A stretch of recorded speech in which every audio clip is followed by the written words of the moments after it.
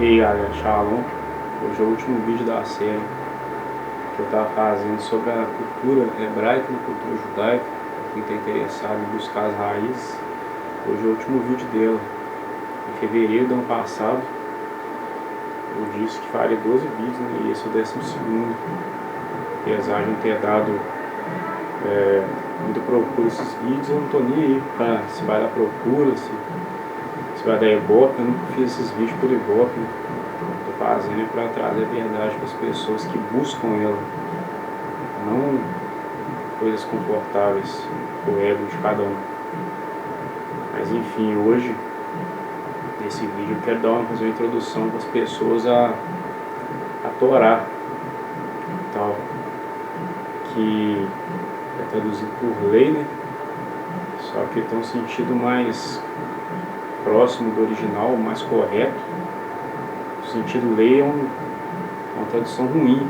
A tradução correta é instrução, orientação divina, instrução divina, para que a pessoa possa andar em paz pelos seus caminhos, seguindo a vontade do Eterno. A vontade do Eterno está na Torá expressa. O que é bom para ele está lá, o que é ruim para ele está lá, o que é pecado está lá, o que é uma ação correta, justa ou positiva está lá. São princípios, né, estabelecidos pelo Criador, padrões de justiça, padrões de ética, padrões de moral que o Eterno, bem que seja ele, estabeleceu para a humanidade seguir. Obviamente tem certas leis que são apenas para os judeus, mas muita coisa ali que está na Torá, de Gênesis e Deuteronômio, é para quem quiser seguir a Deus, é um padrão para ser seguido, um exemplo para ser seguido. O Criador, ele fez o povo israelita um povo, uma nação sacerdotal, e colocou aquelas leis para seguirem, para que eles pudessem ser exemplos para todas as nações, como diz nas Escrituras, né? Para eles serem luz para as nações, através da prática de Torá, do bom exemplo, e obviamente também através da prática desses mandamentos, que automaticamente trariam luz para a terra. Uma expressão, né, um modo de dizer, chamariam a presença divina, atrairiam mais presença divina. Quanto mais mandamento uma pessoa cumprir, mais da presença divina vai ser derramada nela. Isso é fato. Quando uma pessoa transgredir a lei do Eterno, o Eterno se oculta dela, como sempre aconteceu nas Escrituras. A Torá, ela é usada também, uma forma de explicar a Torá, que ela é os 5 primeiros livros da Bíblia, né? De Gênesis e Deuteronômio. Tipo assim, que as instruções do Criador, bendito seja ele, estão mais centradas em Gênesis e Deuteronômio. Algumas alianças mais que faria nas profecias que estão no livro dos profetas, alguns ensinamentos que complementam, mas o foco de tudo das Escrituras é a Torá. O ensinamento, ou seja, instrução, orientação divina, está na Torá. Ali está tudo que Deus acha, que a visão de Deus, aos olhos de Deus, é correto. Tal, faz o bem, traz o bem, e tudo que é ruim, negativo, traz o mal ou faz o mal. E nas profecias seguintes, no livro dos profetas, tem profecias dos dias do porvir, né? Algumas alianças que ele prometeria fazer e tal. Nos escritos, que é outra parte do que é considerado, não, que é chamado de Antigo Testamento no mundo ocidental por causa do cristianismo, são os escritos, sabedoria, né? Tem o livro de Eclesiastes, por exemplo, Provérbios, e esses livros contêm uma sabedoria divina, né? O Criador derramava os seus servos, né, para eles poderem estar escrevendo aquilo ali. A instrução das pessoas, e é tipo um complemento, mas sempre focado nos ensinamentos da Torá. Então, o foco, o cerne, a bússola de todo o povo das Escrituras era a Torá. Eu falo do povo que servia a Deus, não o povo pagão. O povo pagão já vivia o oposto da Torá. Por isso o Criador quis dar um conjunto de leis para que o povo pudesse ser uma nação sacerdotal e o mundo novamente não ser aniquilado como foi na época do dilúvio. Por isso ele escolheu um homem diferenciado para, na época, poder ser Ser a semente desse povo. Esse povo, um homem diferenciado na época, um homem que era elevadíssimo para a época, seria Abraão. Por causa que através de Abraão veio a semente do povo israelita, né? A semente do povo israelita veio o Messias, Yeshua, que trouxe muita luz para o mundo. Abraão, por fazer diferença naquela época, Deus acabou propondo o convite dele sair do meio da parentela dele para fazer diferença no mundo. Abraão topou e deu no que deu. E aí a Torá foi estabelecida posteriormente em integralidade no Monte Sinai. E o termo lei, novamente frisando, que é uma tradução muito pobre da Torá, porque a Torá não é apenas uma lei, ela é uma instrução divina, uma sabedoria divina, elevadíssima, que mostra os princípios corretos aos olhos do Eterno, do Criador do Universo, não é os olhos de qualquer um, é os olhos do único Deus verdadeiro, o único Deus que existe, o Criador de todas as coisas, que conhece facilmente todo o Universo. Então, se seguir a Torá, é andar nos caminhos do Criador. Se divisar, caso vocês ouçam alguns ruídos aí de música, é por causa que meu irmão está morando aqui em casa de novo, e ele mexe com rap, com produção de rap aí. Talvez, caso apareça algum ruído, provavelmente deve estar rolando, né? E tal, é por causa disso. Então a gente vai voltar a Torá, que ela falando da Torá, né? Citação a passagem aqui das Escrituras, para vocês terem um entendimento melhor do que eu estou falando sobre as leis do Eterno. Que não são mandamentos impossíveis como as religiões ocidentais anti-Torá, né? Que fala que a lei foi abolida, ficam falando que é impossível cumprir. Mas se liga só essa passagem do Torá: que este mandamento que eu te ordeno hoje não te é encoberto, nem está longe de ti, não está nos céus, para dizeres: quem subirá por nós aos céus para que o traga a nós e nos faça ouvi-lo, para que o observemos. Nem está além do mar, para dizeres: quem passará por nós além do mar para que o traga a nós e nos faça ouvi-lo, para que o observemos. Pois isso está muito perto de ti, na tua boca e no teu coração, para que o observes. A Torá está nos dizendo que o mandamento do Eterno, a palavra do Eterno, está tão próximo de nós, que pode estar em nossa boca e em nosso coração, que a gente pode praticar, não está longe, não está além do mar, não está no céu, está impossível de buscar, está próximo. É só praticar boca e coração. Apesar de a gente ser imperfeito, a gente deve se esforçar para cumprir o máximo de mandamentos que tem a Torá, o máximo que a gente puder. Primeiramente, para atrair a presença do Eterno para nossas vidas, para que também automaticamente a gente cumprir o mandamento da Torá, essas práticas estão tendo consequências positivas. Todas essas ações vão ter consequências positivas de bênção. E o oposto, a recíproca é verdadeira, né? Uma transgressão. A gente pode cumprir esses mandamentos, lembrando que a gente pode derrotar a tentação. O Eterno não permite que a gente seja tentado além do que a gente pode suportar. Isso tem uma passagem que está no Novo Testamento, se não me engano, em Coríntios, que é uma passagem que bate o ensinamento sagrado da Torá. Em outras palavras, ainda que a gente peque, porque a gente não é perfeito, a gente é falível, passivo de erro, isso não impede que a gente possa viver em obediência aos mandamentos do Eterno. Eu vou só dar uma lida em umas passagens aqui para dar uma elucidada, clarear o entendimento. Aqui, ó, Salmo 119, 151 até o 153. Tu, porém, estás perto de mim, verdadeiros e justos são todos os teus mandamentos. Já há muito tempo sei que estabeleceste tuas prescrições, para durarem pela eternidade afora. Vê minha aflição e liberta-me, pois tua Torá eu não esqueci. A Torá do Eterno, ela é perfeita e perpétua. Enquanto houver céus e terra, ela vai prevalecer. Quando o Eterno deu a lei, ou seja, melhor dizendo, Torá, no Monte Sinai, ele ordenou, né, instruiu, deu a instrução para que o povo pudesse cumprir a Torá para sempre. Eu vou novamente pegar umas passagens aqui para confirmar o que eu estou dizendo. Deuteronômio 6, versos 24 e 25. O Eterno ordenou-nos observar todos esses estatutos e que temêssemos ao Eterno nosso Deus para que seja bem para nós todos os dias, para deixar-nos viver como até hoje. E nós cuidarmos de cumprir todo este mandamento, teremos mérito diante do Eterno nosso Deus, como Ele nos ordenou. Então, a gente percebe que também foi uma vontade do Eterno para que o povo cumprisse a Torá. Ele desejava também que o povo fosse cumprir a Torá para todo sempre. Vamos ler agora Deuteronômio 5, verso 26.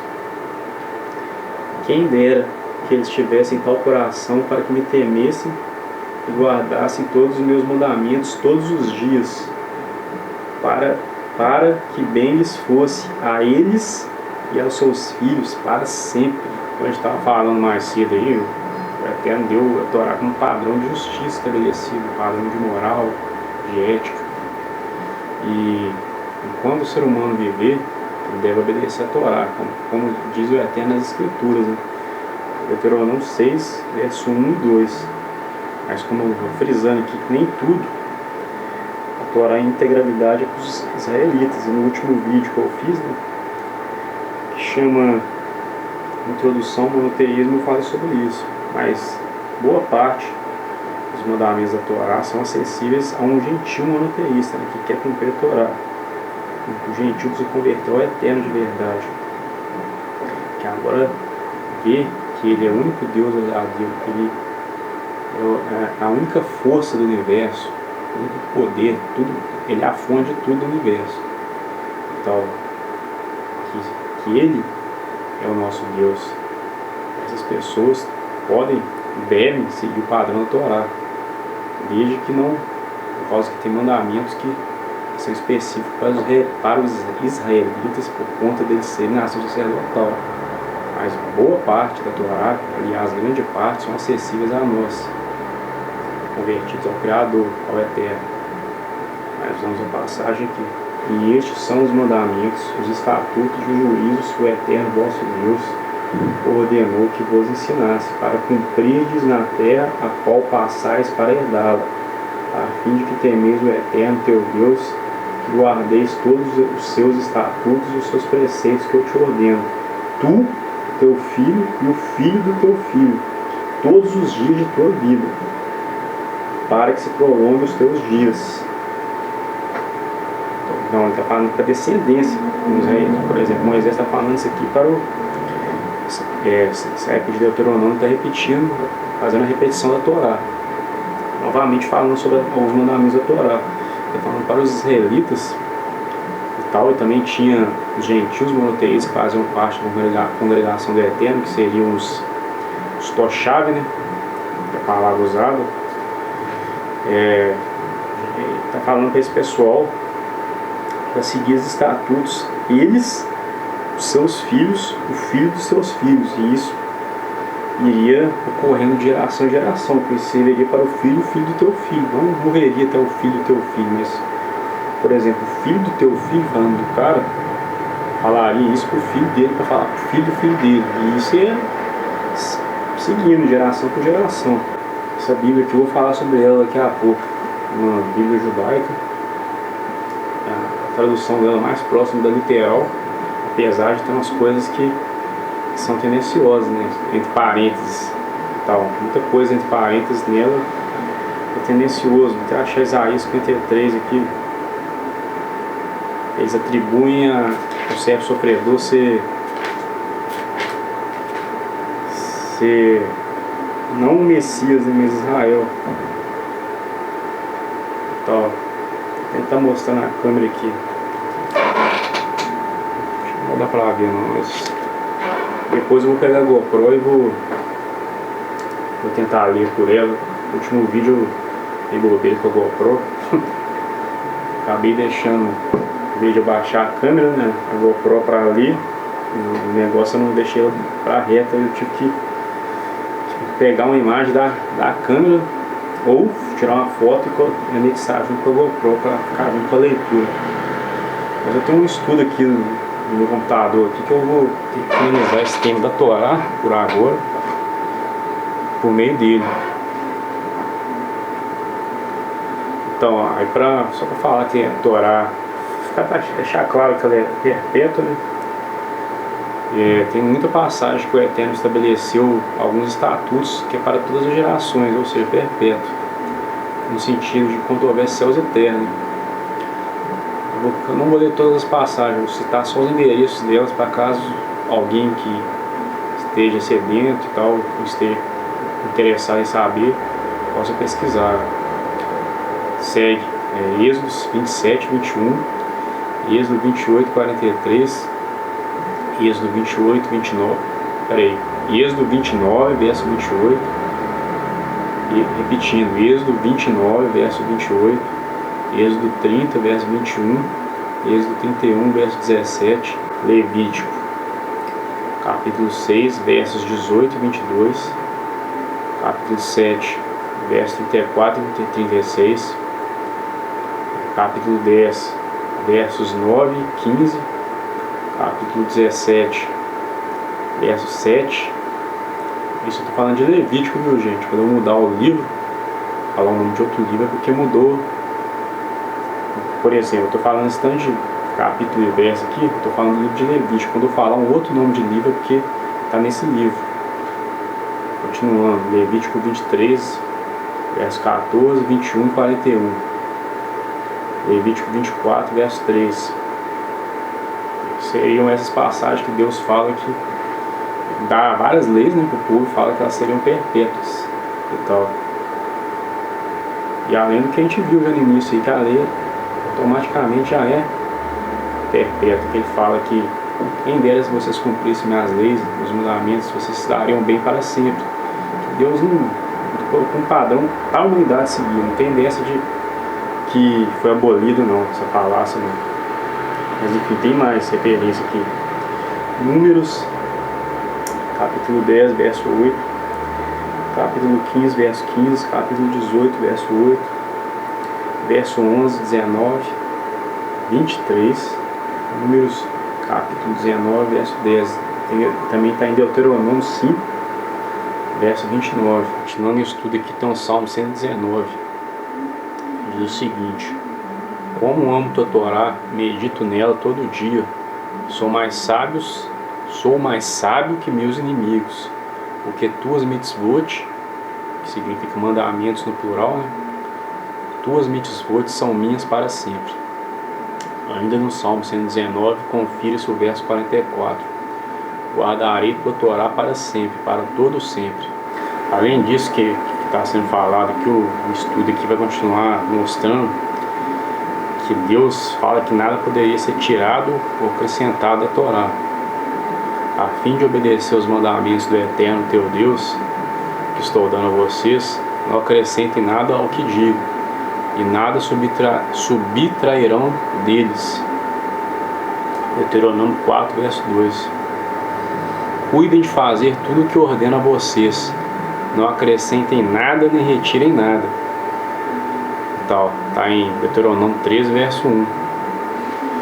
Nas traduções cristãs está no capítulo 12, verso 32. E para o vídeo não ficar muito grande, eu só vou usar alguns exemplos do Novo Testamento aqui, do próprio Yeshua, sobre a abolição da Torá. Ele fala o seguinte, no Mateus 5, versos 17 e 19. Não pensem que vim abolir a Torá ou os profetas. Não vim para abolir, mas para confirmar. Sim, é verdade.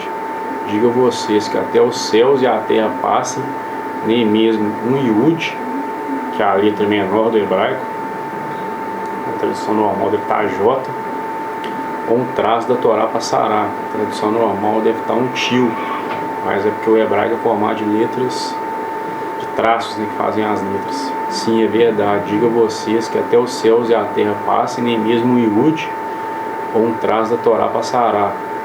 Não, até que todas as coisas que precisem acontecer tenham ocorrido. Portanto, quem desobedecer o menor desses mandamentos e ensinar as outras pessoas a agirem da mesma forma será chamado menor no reino dos céus. Entender a gravidade de falar que a Torá foi abolida?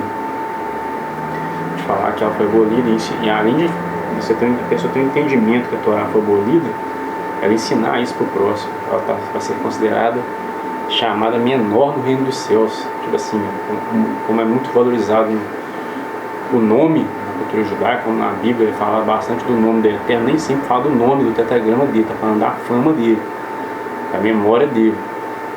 Quando fala Daniel 12:2, por exemplo,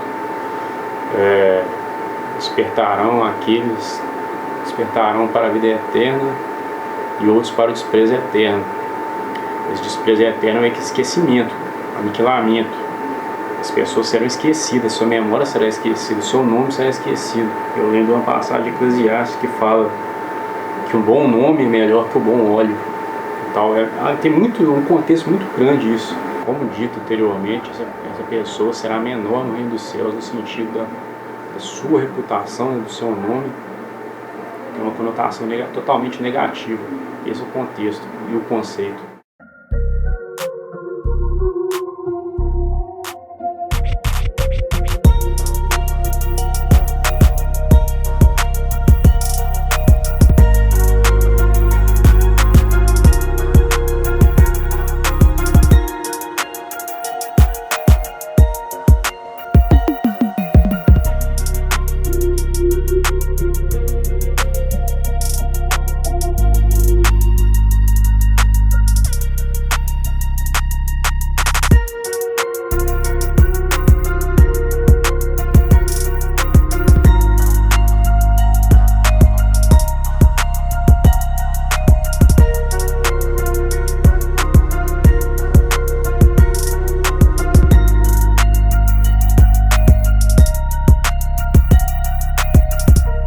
Tem uma outra passagem para terminar esse estudo aqui, que eu estou lendo, né? Vai continuar tendo um vídeo aqui, mas eu lembrei que tem um estudo no computador resumido aqui, e fala isso em Lucas 16, capítulo 16, versos 17, que é mais fácil passar o céu e a terra do que cair um tio da Torá, que seria aquela tradução que eu falei, que seria um traço, né, da Torá, fala repetindo, e é mais fácil passar o céu e a terra que caiu um traço da Torá. A Torá é composta de letras em hebraico, são traços, vários traços.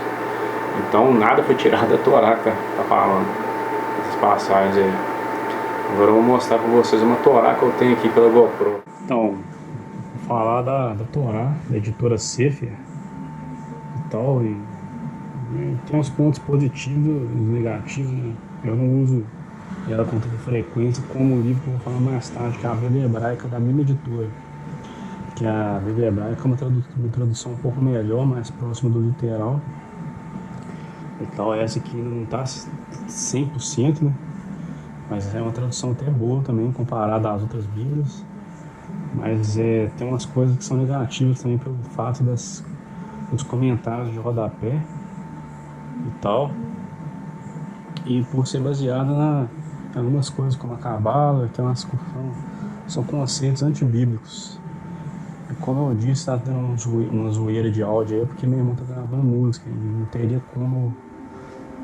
Amanhã eu trabalho, dia de semana eu trabalho, e hoje é domingo, seria o melhor dia para eu estar gravando esse vídeo. E eu só vou ler um pedaço aqui da apresentação dessa Torá para vocês sentirem o drama, né? Então algumas coisas meio equivocadas. Olha que fala, primeiro Gênesis, né? O primeiro livro do Pentateuco chama-se Gênesis. Por que a gente já não fala Torá, né? Pentateuco é uma forma que os cristãos chamam os 5 primeiros livros, né? Mas beleza. O primeiro livro do Pentateuco chama-se Gênesis, isto é, origem, e em hebraico Bereshit, que significa no princípio. Esses títulos são adequados a um livro que trata da criação do mundo, das origens do gênero humano e da iniciação da história do povo hebreu. O livro está dividido em 3 partes. A primeira trata do princípio do mundo e da humanidade, capítulos 1 ao 12. A segunda da vida patriarcal, que é Abraão, Isaac e Jacó, capítulos 12 ao 36. a terceira da história de José até o fim do livro. O professor Humberto Casuto, da Universidade de Jerusalém, demonstrou claramente em seu livro La Questione della Genesi, com documentos e amplas explicações à unidade do Gênesis. Todos os esforços feitos para desmembrar este livro e diminuir sua importância foram inúteis. Portanto, a tradição judaica que atribui a autoria do Pentateuco ao profeta Moisés triunfa até hoje, pois o Eterno escreveu nas tábuas, mas a Torá foi Moisés que escreveu com inspiração divina, não é mesmo? As primeiras palavras do Gênesis, que tratam da cosmogonia, são plenas de solene majestade, sem adornos nem fantasias inúteis. Impressionam justamente por isso. Somente Deus existia naquele tempo, já é um conceito errado, porque antes da criação realmente existia apenas o Eterno, mas o conceito de tempo passou a existir depois da criação. Então, mas vamos lá. O Eterno não tem início e não tem fim, só relembrando aqui. Somente Deus existiu naquele tempo, com a sua onipotência e sua vontade de criar o mundo. Este conceito tão elevado à realidade do pensamento humano está expresso de maneira simples e sem nenhum esclarecimento sobre o feito maravilhoso da criação. Os primeiros capítulos do Gênesis, olha para você ver, acho que seria bom parar por aqui, mas é por causa que quem escreveu essa Torá, tipo assim, quem traduziu essa Torá tem um entendimento que dá suporte à teoria da evolução do Big Bang. Vou só ler um pedaço aqui.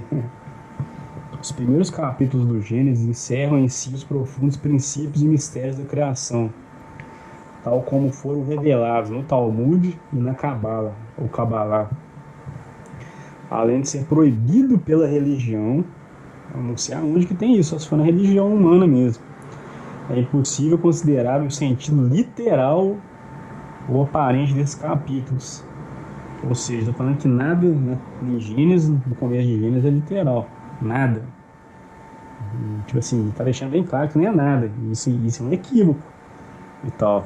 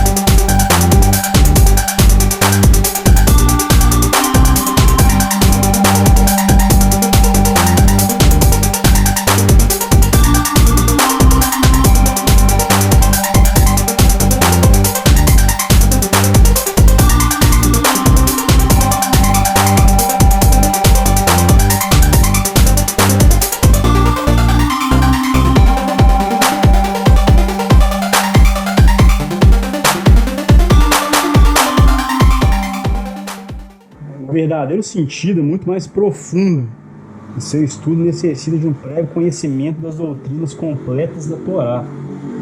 Como assim doutrina completa? A Torá em si já é completa.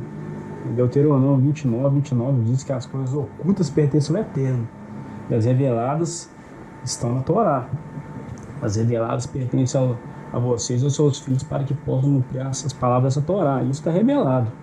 Isso foi revelado na Torá. Os mandamentos, todos os mandamentos estão para que possam ser cumpridas as palavras da Torá.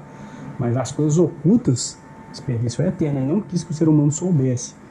Então já é um erro que tentar adivinhar essas coisas ocultas.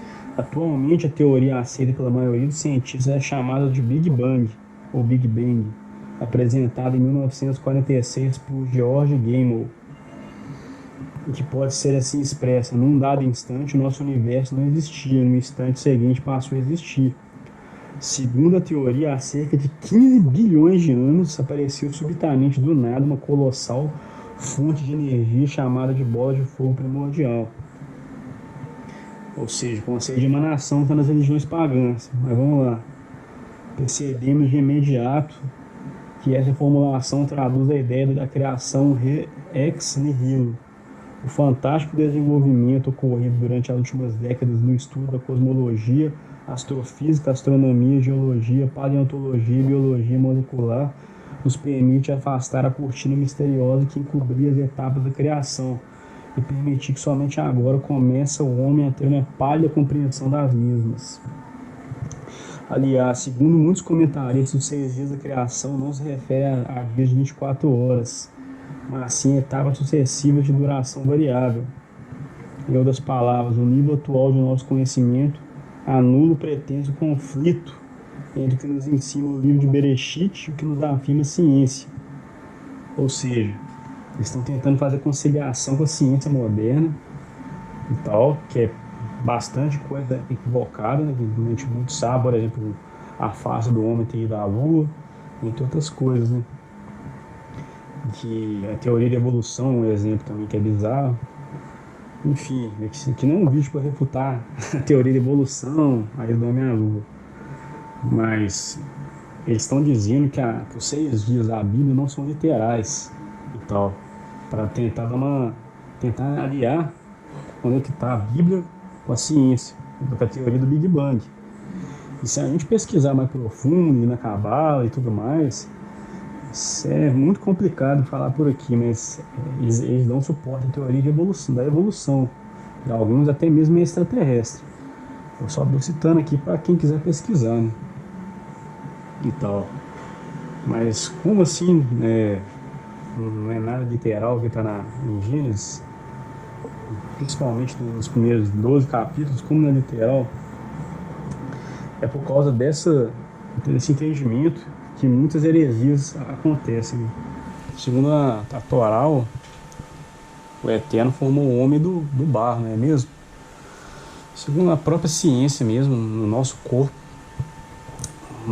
humano, né, tem diversos elementos químicos que estão no solo. Então, falar que não é literal dá um espaço para grande heresia.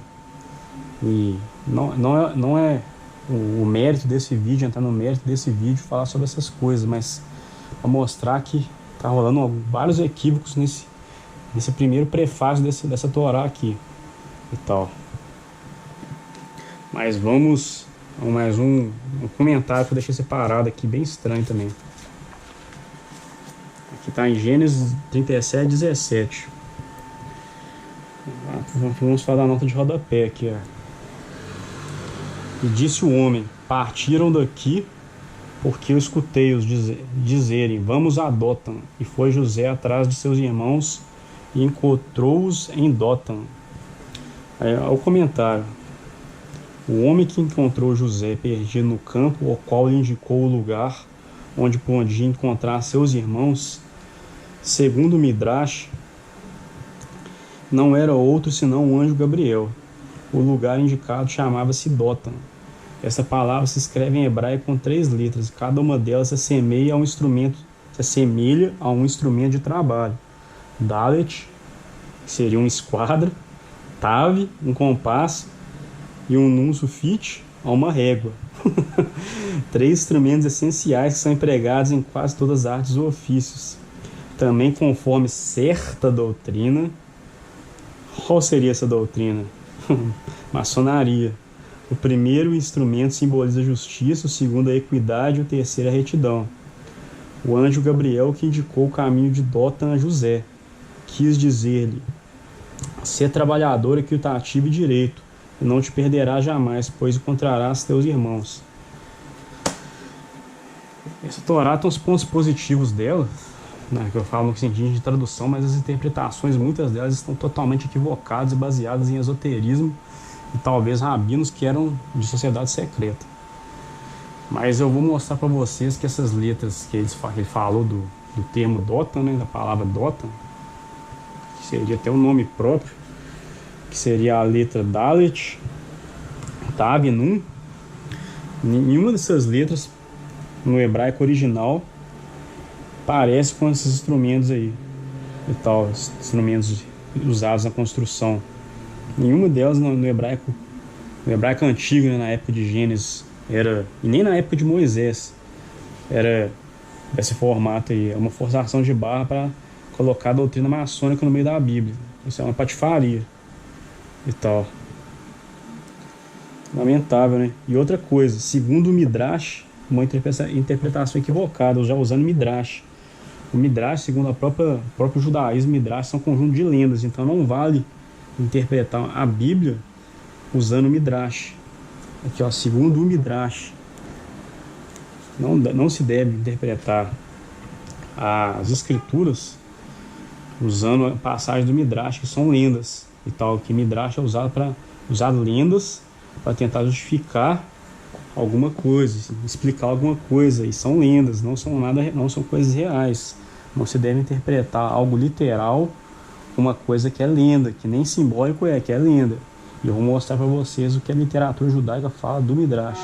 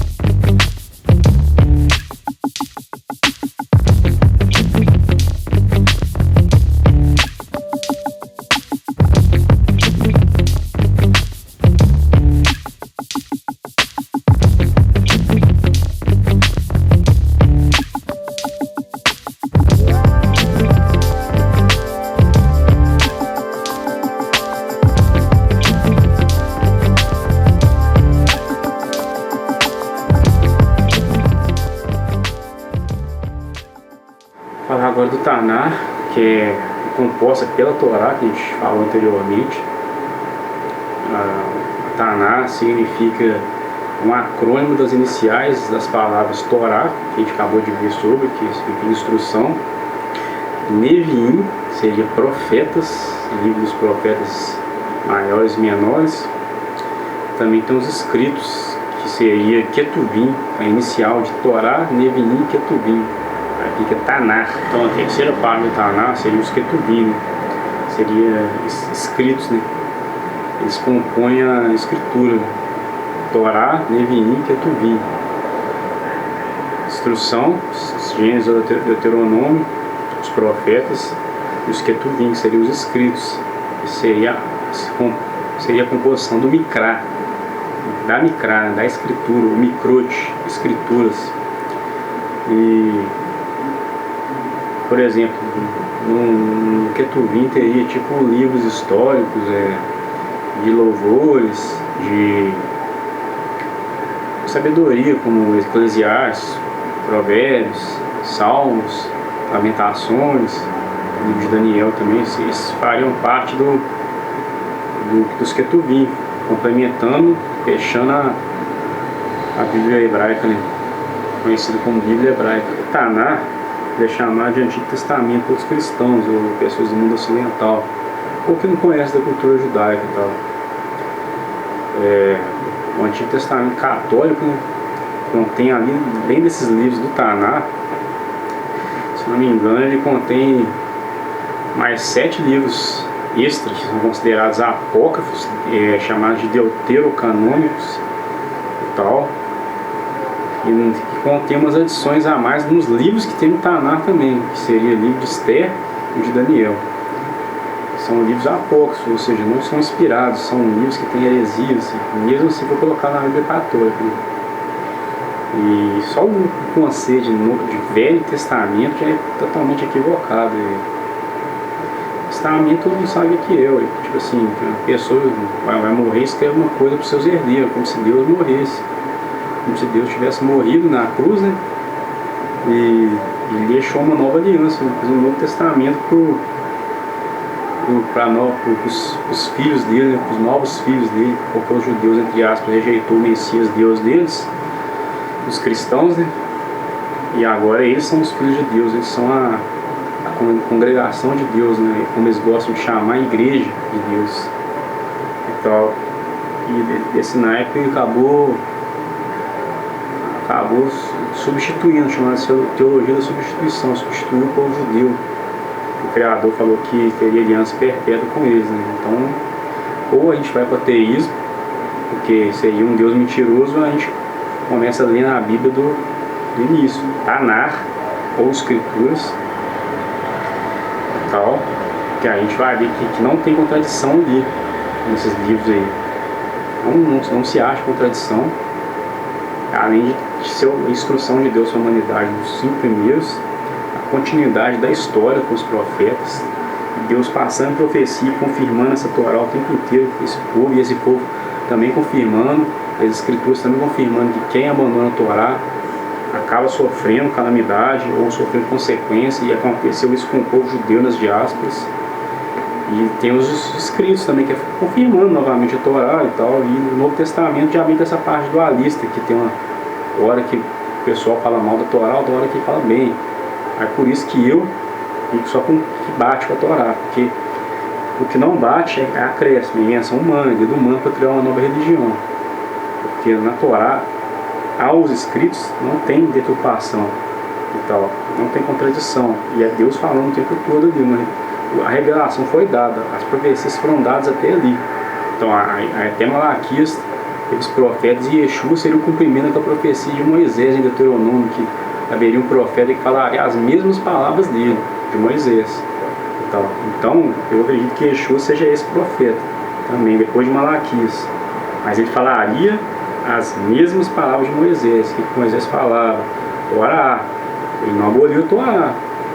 Se o Messias vier para falar que aboliu a Torá, porque todo mundo está liberto da Torá, isso é um falso Messias. Além disso, tem um grande problema de colocar Deus como mentiroso, porque Deus teria feito um plano, colocado a Torá para a humanidade seguir, para andar em santidade, mas esse Deus vai lá e abandona a Torá, abole ela. Tá vendo como complicado? Deus fala em várias passagens, como eu disse, que essa lei é perpétua.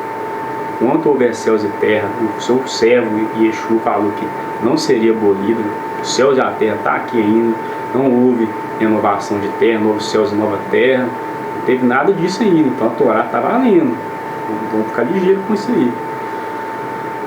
Aí, esse Deus que falou todas essas coisas, usou seu servo para dizer que ela não seria abolida, como que ele ia lá depois abolir ela? Então ele seria um Deus mentiroso.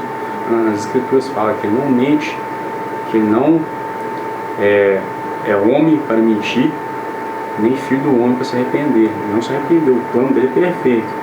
Não tem dessa de que o plano de Deus deu errado, ele mudou esse plano. Isso é um blasfêmio quando ele é eterno.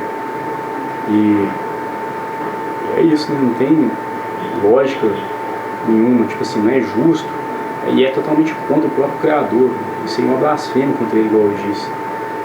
Então, não é escritural, não é lógico, não é justo, não tem nada a ver com o caráter do nosso Deus, bendito seja Ele. Então, a pessoa busca as origens para entender o que foi feito no Novo Testamento, vai ficar tropeçando sempre no Novo Testamento, nas contradições, ou ela virá a terra, porque essas acusações do Novo Testamento estão falando que Deus é mentiroso, Deus se arrependeu, Deus tipo assim, mudou de ideia e tal, o plano deu errado, o plano de Deus não é perfeito, o plano de Deus não é perfeito, não tem que mudar ele. Entende como é grave isso? E tal. Por isso que eu digo, independente da Bíblia que for, o Tanar, para ele não ter contradição, para ele ser uma parte incontroversa, ele está em todos os 39 livros do Tanar. Pode olhar, está em todas as Bíblias. Os 39 livros do Tanar estão em todas as Bíblias. Porque esses 39 livros não têm contradição, eles são incontroversos. E você pode olhar que em toda a Bíblia você vai ver esses 39 livros, porque eles são a garantia da palavra de Deus, porque não tem contradição. Toda a Bíblia tem esses 39 livros, pode olhar, toda a Bíblia tem esses 39 livros. O resto tem apócrifo, tem Novo Testamento e tal, mas não tem controvérsia, não está nada. E agora eu vou pegar esse Tanar aí, pegar um Tanar que eu tenho, né, que é verde, da editora Sefer, que a tradução é muito boa. Pessoal, esse aqui é o Tanar, até assumiu já o detalhe, né, que eles fizeram, conhecido como Bíblia Hebraica, né, e tal, tradução muito boa das Escrituras, excelente, quase literal. Ele que contém, né, a Torá, que seria a instrução do Eterno, como já falei, os Nefilim, os profetas e os escritos, que seriam Torá, Gênesis e Deuteronômio, profetas Josué a Malaquias, e os escritos Salmos a Crônicas e tal. Aí, é uma tradução muito boa, só queria falar rapidamente dela, da editora Sefer e tal, mas tem algumas coisas que também é uma Bíblia boa, né, tradução boa, mas tem uns problemas nela que são algumas coisas eles colocam entre parênteses. Por exemplo, eu vou colocar em Isaías 53, que eu falei.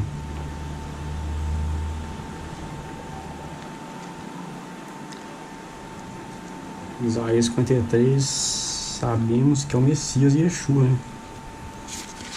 E nessa Bíblia eles colocaram entre parênteses que na verdade é nos nossos sofrimentos que suportava. Eu estou ignorando os parênteses. E as dores que o oprimiram, mas nós o consideramos um ser aflito, golpeado e ferido por Deus. Então, essa Bíblia eles colocaram propositadamente entre parênteses Israel, como se Israel fosse o servo sofredor, né, da profecia, tipo assim, para rejeitar que ela foi o Messias e Yeshua. Mas é uma profecia que não tem muito sentido se fosse para Israel, porque Israel, durante toda a sua caminhada, sua trajetória, sempre esteve em transgressão, né, em vários e vários pecados, e as diásporas não deixam mentir e tal. Mas esse não é um vídeo para explicar isso e tal. Mas é só para mostrar que tem umas coisas tendenciosas, apesar que a Bíblia, a tradução dela é boa, mas tem essas coisas que podem confundir o leitor caso compre e tal. É da visão ortodoxa, né? Esses parênteses é como se fosse uma nota de rodapé, uma interpretação, como se fosse uma interpretação. Aí eles colocaram Israel, cumprimento de Isaías 53. Um exemplo só para. Mas igual eu falei, essa Bíblia é bacana. Fora isso, né? E tal.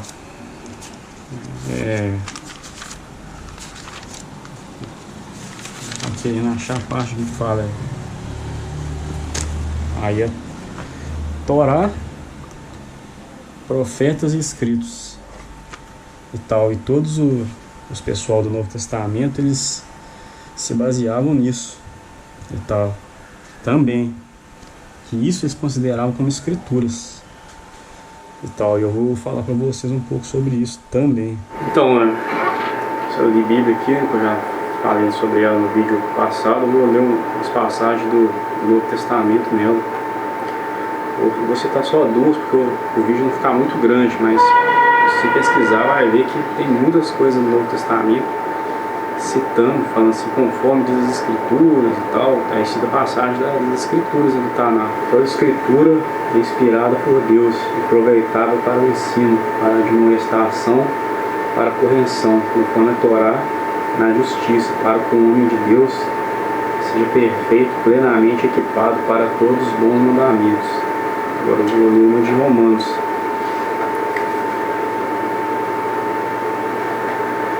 Porque todas as coisas que foram escritas no Taná foram escritas para a nossa instrução, a fim de que pela paciência e consolação das Escrituras pudéssemos ter esperança. Essas são algumas das passagens que citam as Escrituras, que, para ficar bem claro, que todo o povo, servo de Deus, se baseava nas Escrituras. No Novo Testamento eles já tinham a ideia, né, a ciência do que seriam as Escrituras, que seriam esses livros que eu falei, e já tinham ciência dessa instrução do Eterno. Na época do povo das Escrituras, eles se baseavam nos princípios da Torá. E mesmo no Novo Testamento, as Escrituras, a Torá está dentro das Escrituras, são os 5 primeiros livros. Para ficar claro que todo servo de Deus se baseia nas Escrituras, ou seja, em Taná. E como eu disse já no vídeo, a Torá é o padrão de justiça, moral, ética estabelecido por Deus.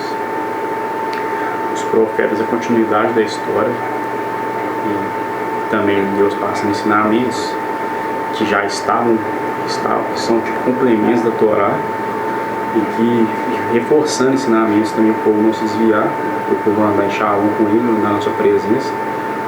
E os escritos é a mesma coisa, um complemento com mais base histórica, louvor ao Eterno. E todo esse povo sempre focado na Torá, 100%, que é a instrução divina. O Novo Testamento também cita as Escrituras, que também as Escrituras são baseadas na Torá, que são, como eu disse, um complemento, não fugindo da mesma. E assim, pessoal, chegando mais ao fim, mais uma série de vídeos do nosso canal, que eu fiz com o intuito de aproximar as pessoas das origens da fé escritural, né? Trazer um pouco mais perto de Deus, da Bíblia de fato, abandonar o paganismo, abandonar a ideia de que a lei do Eterno foi abolida, essas coisas. Infelizmente não deu muito alcance, né? Como eu disse no início do vídeo, fazer o que, né? Se não deu muito alcance, Eu não ligo pra fazer vontade de seguidor, e se eu tiver seguidor, né? Tem 10 mil inscritos no meu canal, aí os vídeos, tem vídeo que eu ponho que não dá nem 400 visualizações em um ano. É uma coisa muito estranha isso.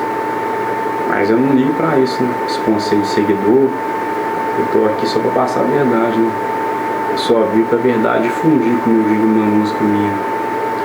Eu digo que seja eterno por isso. Então eu não tô aqui pra passar a mão na cabeça de ninguém, não. Eu só aqui pra trazer a verdade, que sempre vai destruir o ego das pessoas. Porque o ego sempre bate de frente com a verdade.